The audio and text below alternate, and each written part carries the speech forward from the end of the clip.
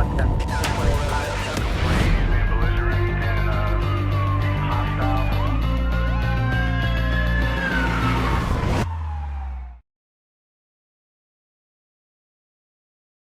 I'm David Roger, General Counsel for the Las Vegas Police Protective Association.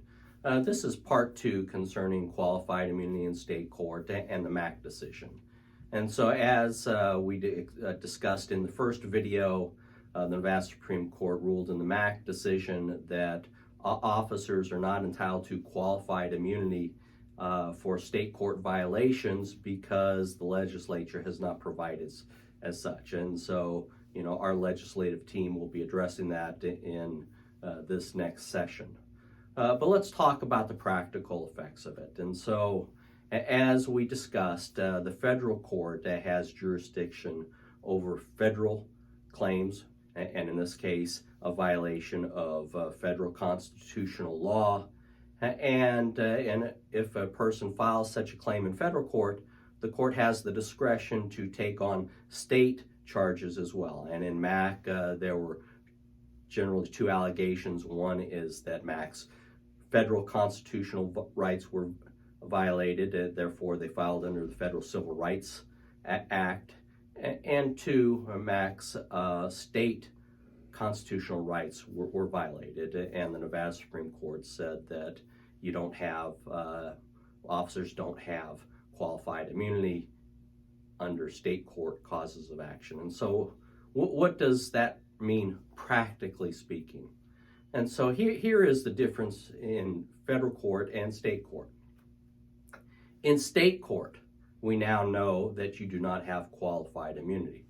So you can be sued for violating a person's constitutional rights under the Nevada Constitution, and you have to stand trial. You don't get a pass, regardless of whether the law is clearly defined or otherwise.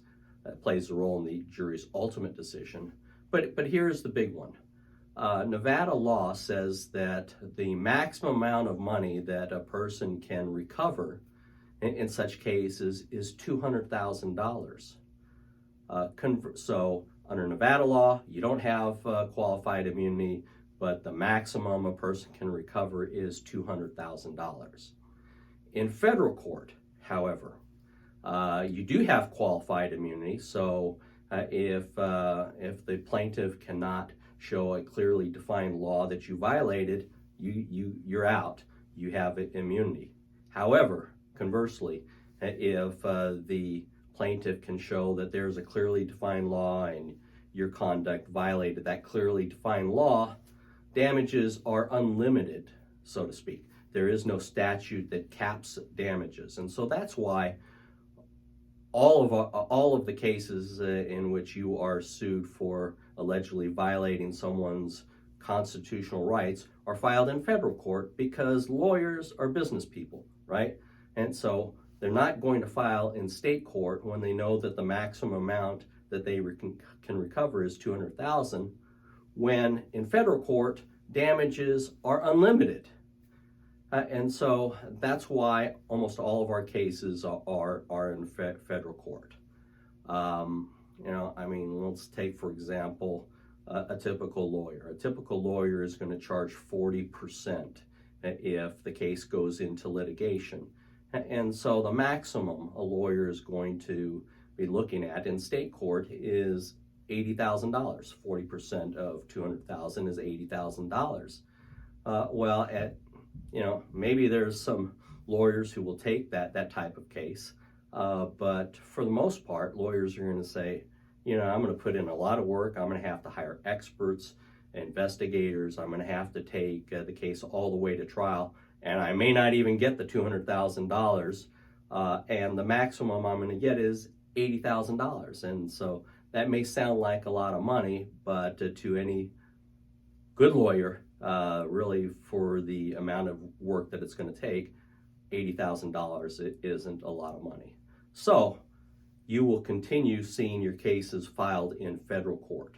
Now here is kind of the interesting issue, and that's an issue that the federal court may have to address in the MAC case, and that is this.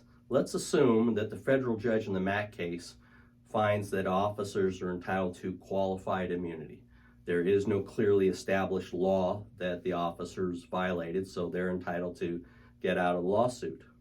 But the officers under the state claims are not entitled to qualified immunity because state law doesn't give you that immunity.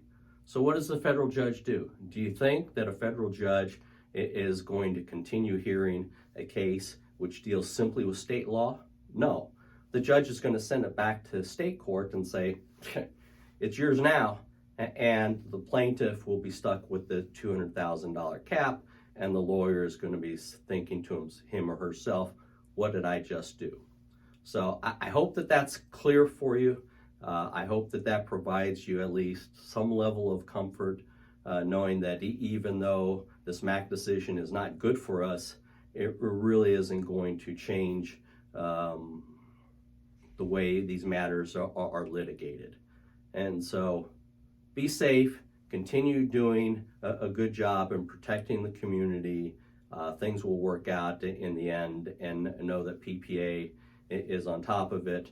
You know, John Abel is our Director of Governmental Relations. He will be up there in Carson City lobbying, and so when he calls on you to help him by showing up at a hearing down at the Grant Sawyer building to show support for this type of bill, please take a moment and come down, because it's important for the legislators to know that this is important to law enforcement and that you're willing to take time out of your day to show up and support the cause. As always, thank you very much for listening. If you have any questions, contact me at droger@lvppa.com. Stay safe.